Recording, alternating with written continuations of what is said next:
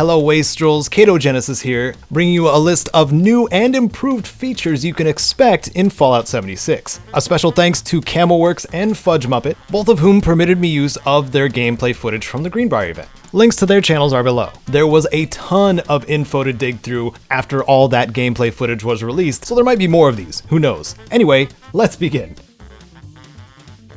This is obvious to a lot of you, I'm sure. Fallout 76 will be the newest in the series, but I ask you to please also keep in mind that this is a spin-off of the franchise, not part of the mainline series. Being a spin-off is not inherently a bad thing either. Looking at the success of Fallout Shelter, for example.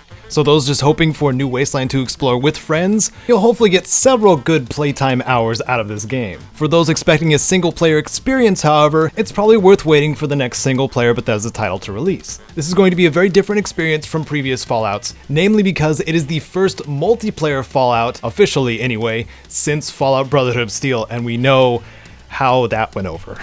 The fact that Fallout 76 does not contain Slipknot in its soundtrack, or at least I don't think it does, already sets my expectations for Fallout 76 above that of Brotherhood of Steel. In Fallout 76, time will be constant, and will no longer be slowed or sped up as if it were in a single-player experience. I feel I, like many others, will take quite a bit to get used to this part. With the day-night cycle and the weather systems, you'll have to just wait them out instead of being able to sleep through them. VATS too will be in real time, so be ready for that little transition.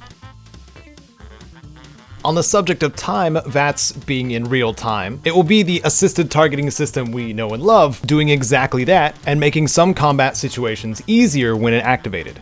Take note that this is likely to help out immensely in PvP situations, if you so choose to take part, that is.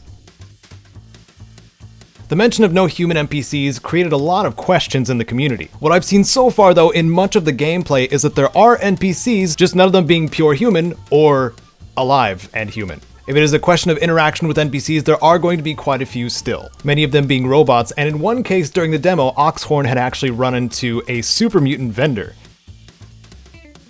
Leveling and perks have had yet another overhaul, this time in the form of the perk card system. At the beginning of the game, your character will start with one in all of their special attributes, each level choosing to raise one of them, and each of those attributes become a point pool for your perk cards. The perk cards made available will be based on which attribute you choose. However, at certain levels you will get a perk card pack, which will give you perk cards that you won't be able to equip just then, but will incentivize you to raise their respective attributes later. A final note on perk cards is that they can be swapped out at any point in time, and even shared among teammates if you build into charisma. With perks and leveling, there is also the mutation system. For the more radiation your character takes in, there is an increasing chance that you could have a mutation, which will work a lot like the traits in the classic Fallouts and Fallout New Vegas. Michael of Fudgemuppet was fortunate enough to get the marsupial mutation, which dramatically increases jump height, adds to carry weight, and reduces intelligence by a sizable amount. So like traits, mutations have a benefit and a trade-off. Bobbleheads and magazines have made a return as well, but appear now to be on-use items instead of just a consistent effect. I'm not sure if this means it will be usable as many times as you want, but only one at a time, or if it's a one-time use kind of deal and you have to find another one to use it again. Or if we can just collect them for the sake of having them on a magazine rack or bobblehead stand. You can now take duplicate equipment over to a workbench and break it down for parts. And doing so apparently also gives you modding schematics. So instead of having everything available and visible at the start when you go into the workbench, you will now have to break down related items for parts that you need, which makes more sense from a crafting standpoint. More advanced equipment has level requirements in Fallout 76, obviously put in place just to keep lower level characters from getting extremely powerful gear early on. They can still be traded and picked up, mind you, just not equipped, until that level is reached. Fallout 76 seems to have more fine-tuned survival mechanics. If you had played survival in Fallout 4, you'll know what to expect. Your character's thirst and hunger must be attended to, and now food items will actually rot if they stay in your inventory for too long.